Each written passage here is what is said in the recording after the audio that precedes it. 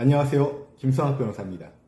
저는 대한변호사협회 공식인증 제주 형사전문변호사이자 제주지방법원 재판부별 국선변호사, 제주지방법원 논스톱 국선변호사를 역임하면서 수많은 형사사건의 변론을 성공적으로 수행해왔으며 현재 다수의 형사사건의 변론을 수행하고 있습니다.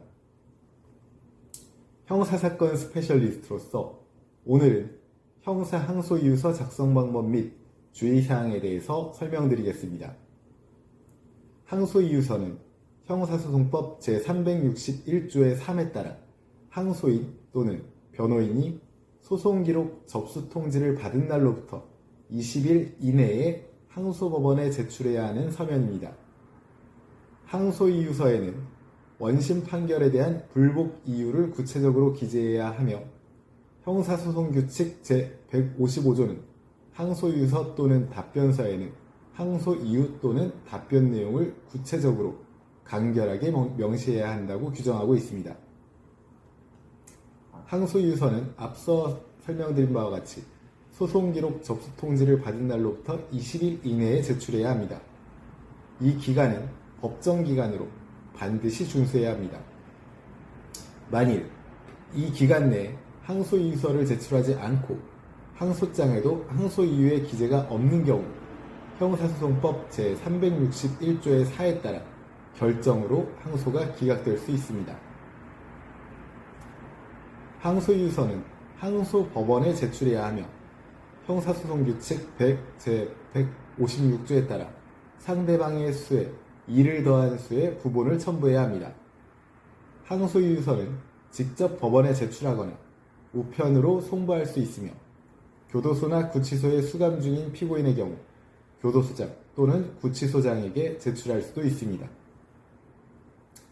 항소이유서 제출 기간은 소송기록 접수 통지를 받은 날로부터 기산됩니다. 따라서 소송기록 접수 통지가 적법하게 이루어졌는지 여부는 매우 중요한 쟁점입니다. 특히 피고인이 교도소나 구치소에 수감 중인 경우 소송기록 접수 통지는 반드시 수감 중인 교도소나 구치소로 송달되어야 합니다.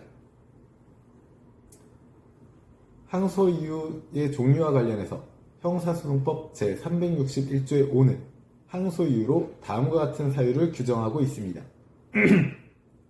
판결에 영향을 미친 헌법, 법률, 명령 또는 규칙의 위반이 있을 때, 판결 후 형의 폐지나 변경 또는 사면이 있는 때, 관할의 인정에 관한 법령의 위반이 있는 때, 판결 법원의 구성이 법률에 위반한 때, 법률상 그 재판에 관여하지 못할 판사가 그 재판에 관여한 때, 사건의 심리에 관여하지 아니한 판사가 그 재판에 관여한 때,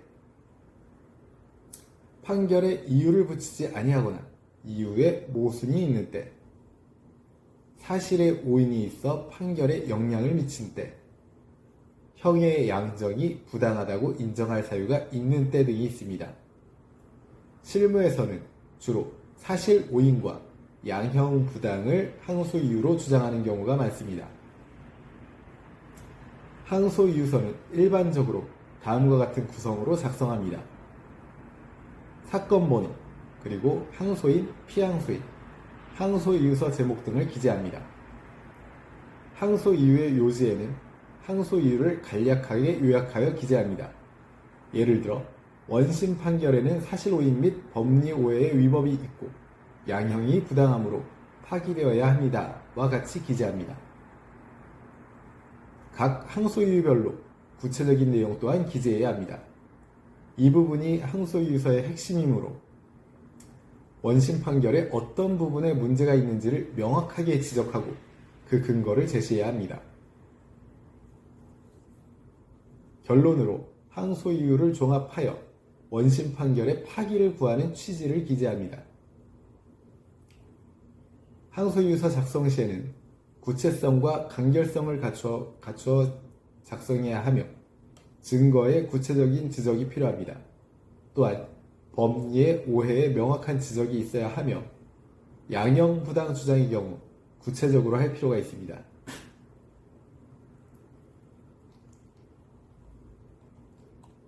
제주 형사전문 변호사로서 강조하자면 항소유서는 단순히 원심 판결에 대한 불만을 표현하는 것이 아니라 법률적 관점에서 원심 판결의 문제점을 지적하고 이를 논리적으로 설득하는 문서입니다.